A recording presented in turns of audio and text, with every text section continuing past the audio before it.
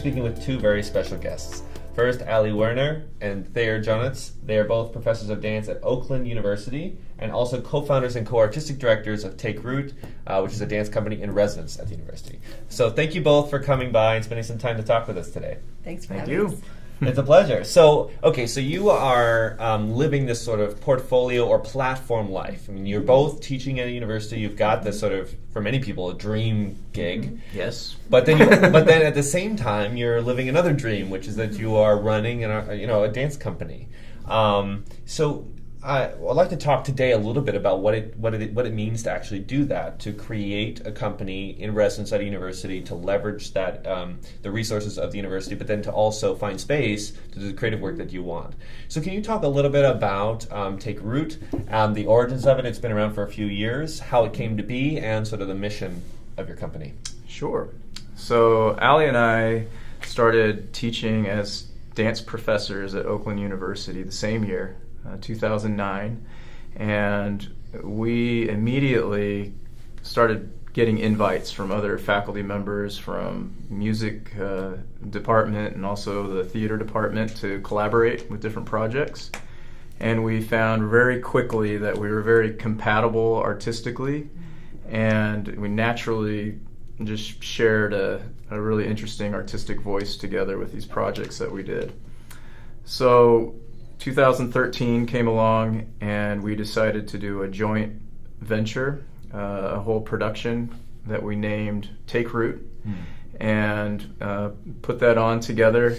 And it was a combination of two separate projects that we were doing at the time, and we loved the result so much that we ended up making it official after that and saying, hey, I think we got a good thing going here. And received feedback from our dancers and other colleagues that, yeah, you guys really created a nice synergy together for this show, and something unique too.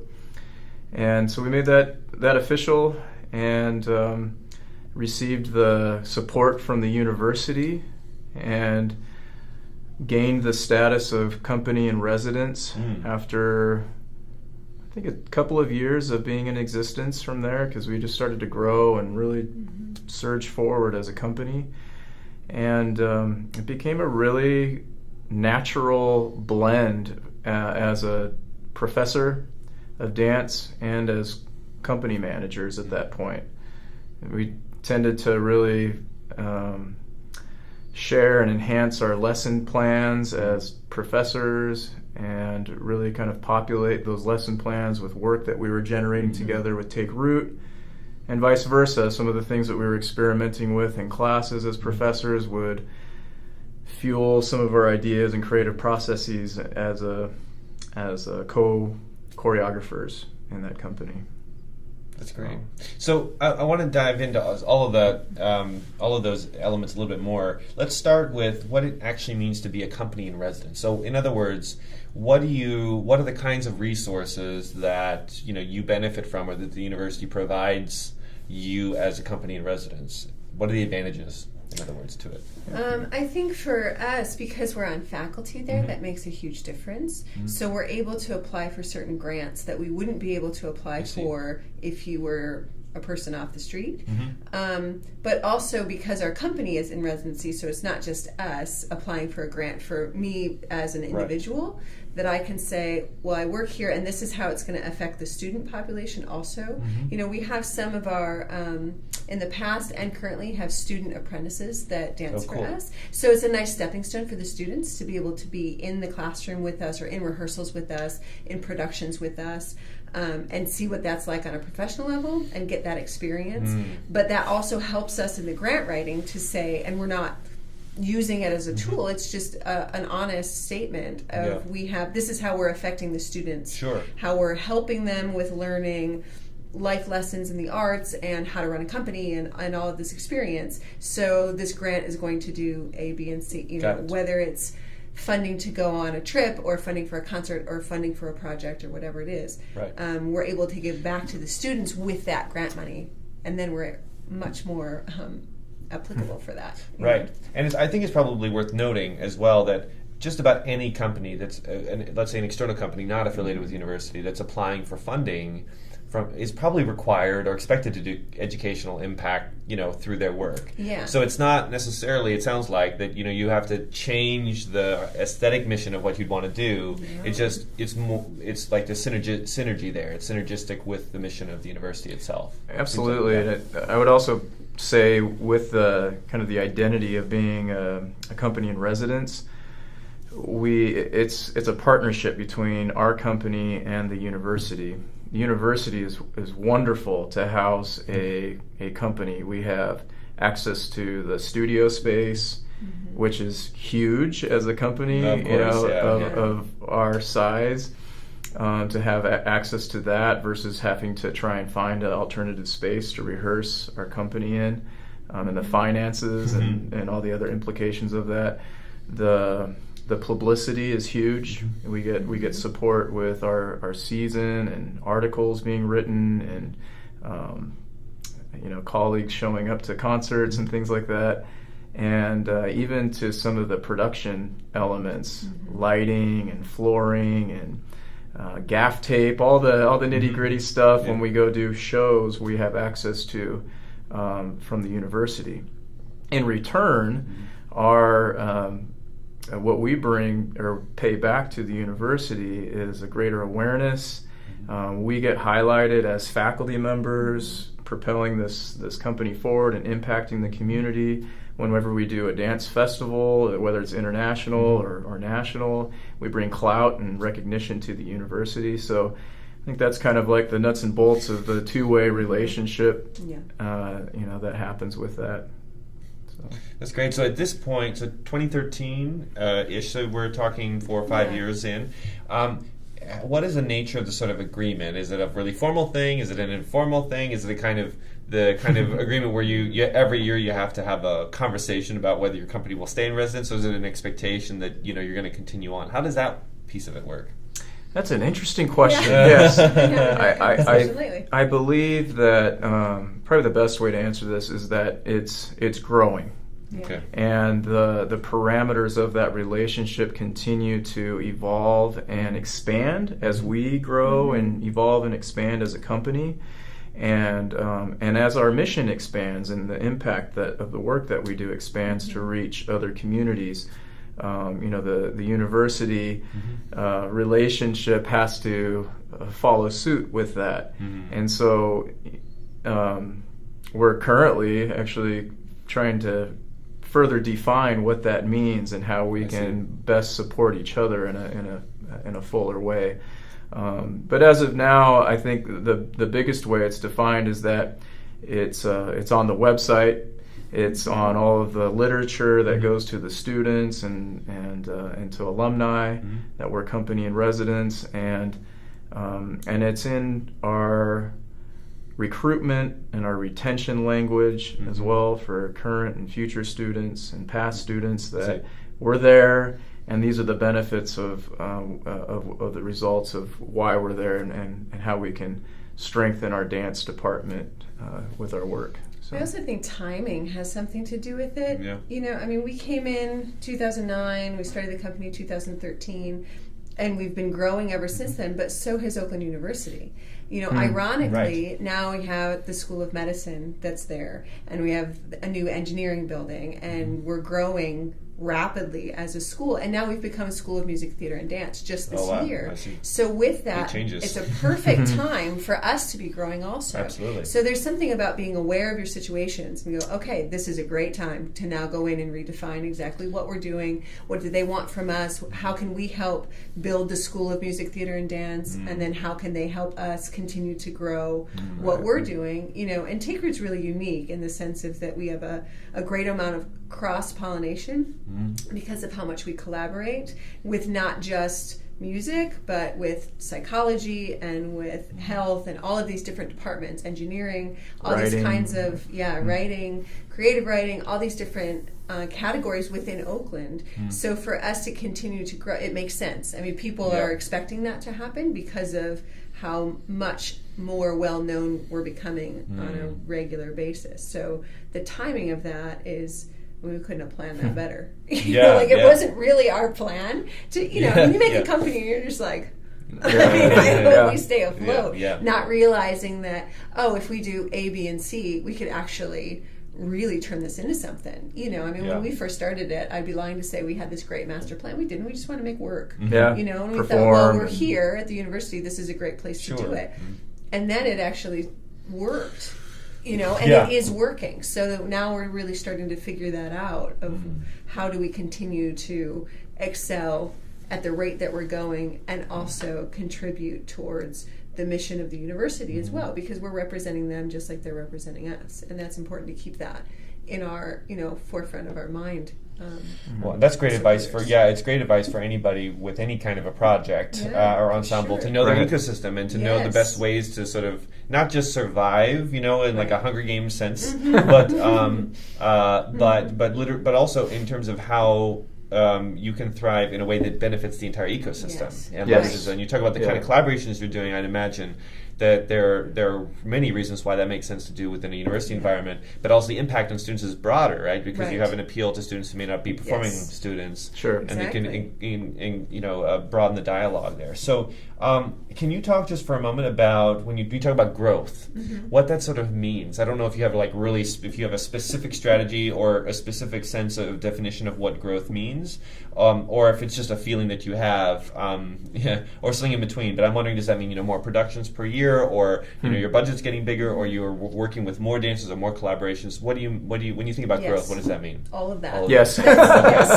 All of those things. Well, I think for us, we have a handful of different lanes that we live in. So we have the professional performance side of it with Intake Route, and then how do we grow through that? We either add more dancers, or do we add more apprentices, or do we add more performances and we get out into the field even more? What does that look like, and how do we do that on our terms and where it's successful? So it's not just we want to perform somewhere, it doesn't matter where. Well, it does matter where, and for us, we're really unique in the sense that we like to be in unique spaces, and we talked about this earlier at the class that we taught today, of being in museums and being on rooftops and being where it's really, you're in the community versus having this fourth wall of I'm going to do this performance and I don't really know who you are. We really like to be up close and personal, and I think that's why we're so accessible. So finding more of those places, which then lends to collaboration, and how do you reach out and find that and grow within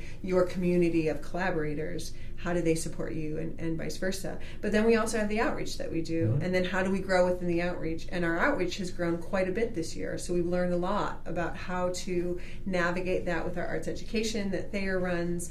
Our goal was to be in one school, 2 schools, and now we're doing a full week residency in a school, and finding other places that we can continuously go back to and form a real solid relationship versus just dropping in. We'll do a dance for you. See, this is art, and then leaving. We don't want to do that. We want to make a relationship to where we can see how the growth is affecting the students that we're getting to know and feeding, how important arts education is. And then our Dance for Parkinson's work, which is what I head up. And so how do we grow that community? Because there's a definite need in that. Sure. And all of this cross-pollinates into one another, that you're dealing with people such as those living with PD, and so then you have volunteers coming in from the School of Medicine. And now we're collaborating with them and doing studies on how dance actually helps those with Parkinson's, and the arts education dealing with the education department of, okay, so how do we go into the schools that are on campus at Oakland with the young people and start to work on educating not just those students but the people that are working there, because that's really important also. So all of this stuff, all of it has room to grow, and so now we're just trying to figure out how to handle all of those, all that growth. So then you go, okay, so then how does our system grow?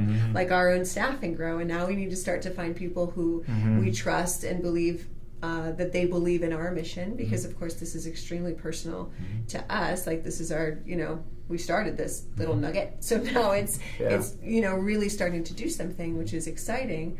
But then we want to make sure that we're doing it the right way and with the care that it deserves, and so forth. So I think with that growth is really taking time to, you never know exactly what you're doing. I don't believe that, because I know we don't.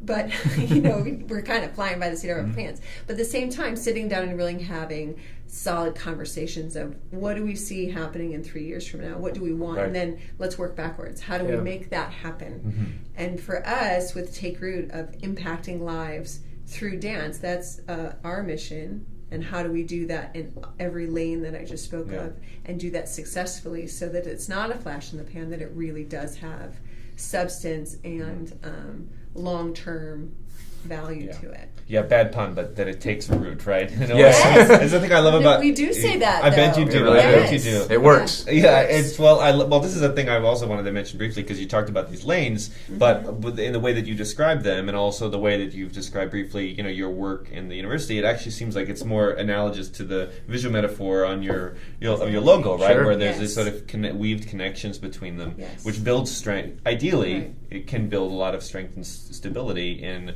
complex and seemingly disparate activities. Yeah, and I have just an example to kind of encapsulate what Allie was talking about. We have been the only dance company that has put on a production at the Red Bull House of Art in the Eastern Market, Detroit.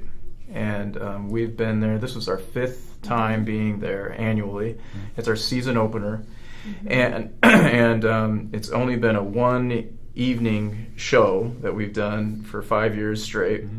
And this year, one of the directors of the space approached us and basically opened up the opportunity to collaborate with some of the national artists that create their work in the space that are supported by Red Bull.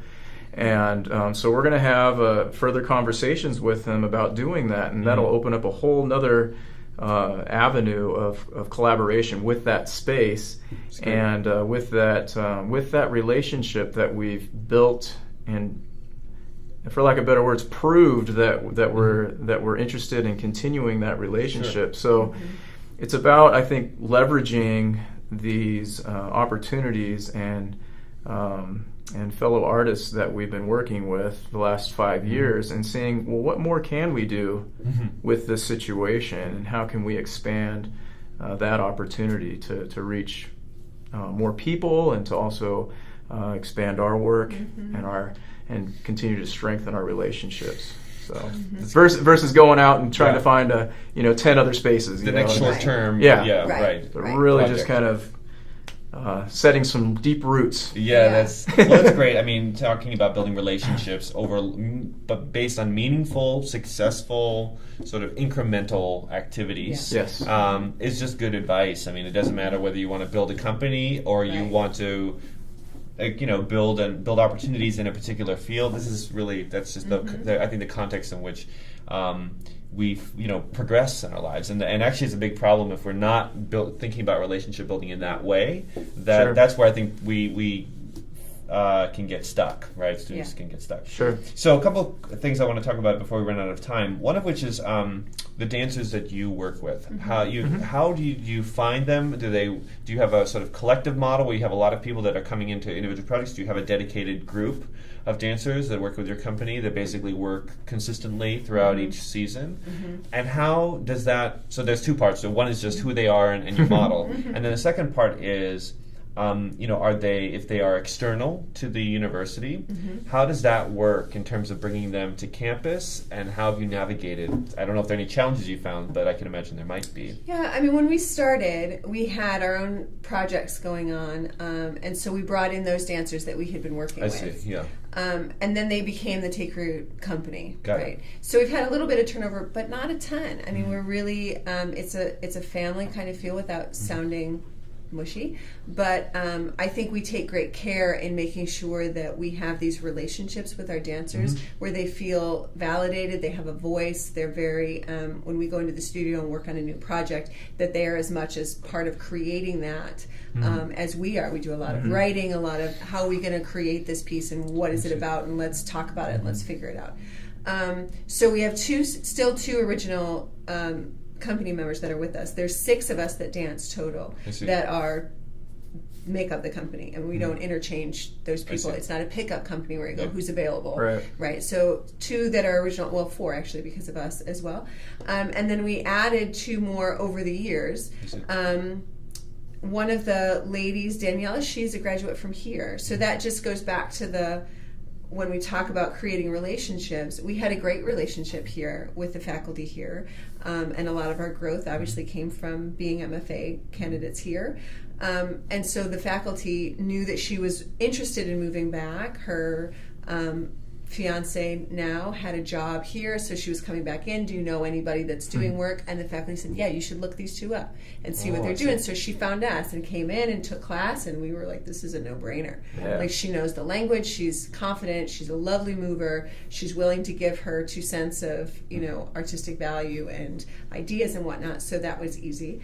And as far as hiring other dancers, the gentleman that we hired a year ago, we had been watching him for a year, dance with other, within pickup companies and whatnot, and then decided, well, you want to come in and have a conversation. And, so it just depends on the situation to say, well, we've had auditions in the past. Usually we start them off as apprentices and then go, yeah, okay, maybe. Or, yeah, they're going to move on and do something else, which is fine. But as far as hiring in new dancers, lately in the last couple of years, they pretty much have found us and said, I'm interested in the work you're doing. I really am interested in partnering. I'm interested in the language that you've created. Can I come in and take class? And we always say yes. You can always come in and take class. And then we get a feel of, what that looks like and how they fit and what we can do. We have 2 professional apprentices right now, that's what we call them, that are not in school. The deal is that you can't be in school any longer so that they can rehearse when we do and so forth. One is from, she went to Point Park, and the other one went to Mary Grove. Yeah, so it's a pretty, it's not all Oakland people. It's not a filtering system just for Oakland. Of course, that doesn't hurt that we, know these dancers who have worked with us. 2 of the dancers are graduates from Oakland, so there's that. But I think that the wonderful part about being company in residency is that we have company class with the students at Oakland. Yeah, I was going to ask you about so then there's this awesome relationship that's formed where it's not, this scary company that I have to take class next to them every once in a while. They know them. They on a first name basis with them. They come in and take class together. It's a very supportive environment. This is what it looks like to be dancing with professionals. This is what it feels like to take a class like this. And that's really important for those students to feel that and see what that's like and go, okay, if I want to be at that level, then this is what I need to do to be, joining into that sort of atmosphere. So I think that's a huge part of giving back to the university. Sure. And our relationship with them, and it's proven to be really successful. Well, and creating strengthening the professional pipeline, frankly, right? Giving students that opportunity while they're in school. I think this is a big conversation that institutions are having about where is that elision, between student and professional life. And even though, of course, while you're in school, it's a special time to focus on honing your craft and to open your mind and everything. Over and over and over again, we hear stories about successful artists and arts managers, people that are working in the arts, have found a way to kind of start that both skill set and mindset development in terms of thinking about themselves as professionals while they're still in school, so they can strengthen the bridge. Sounds like that's exactly what you're doing. Yeah, absolutely. I want to know as well, since you are also professors, you have other things that you got to do. How do you balance doing this work with the company with your other academic responsibilities? Is this something that I can imagine it could be an add-on to the other responsibilities, not necessarily taking away from the rest of your load academically? And how do you navigate that? I mean, how do you deal with, for example, the rehearsal schedule? I don't know what that looks like, but could you talk a little bit about how you manage those different roles? Sure.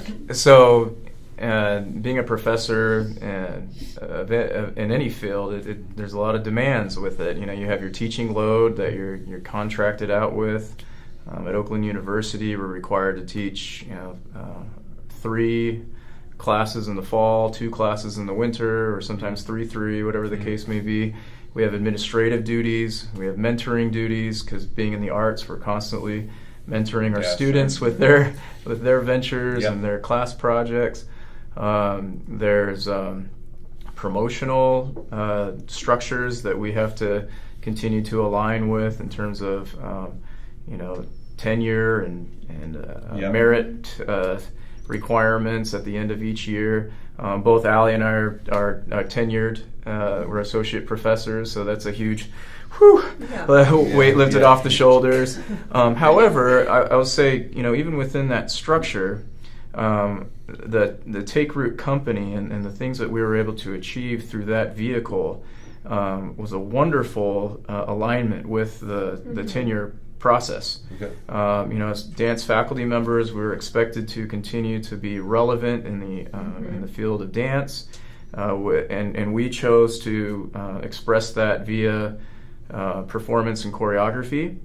And so anytime we were doing performances or choreography, which was every year and multiple times throughout the year, that went into our CVs and validated that tenure process. And continuing on, looking forward to full professorship, that'll continue to be that vehicle for that promotional structure. So wonderful, that fit perfectly and really supported each other, and it didn't really feel like we were doing, extra work, if you will. Yeah. It just kind of fit and collaborated with each other in that sense. I'd also say in terms of juggling and time management, in terms of the classes that we teach, technique, choreography, dance pedagogy, directing student companies, the work and the research that we're constantly doing in our Take Root company definitely feeds directly into what we teach our students in the university setting. So we can reference, hey, we're doing this current process, with our company.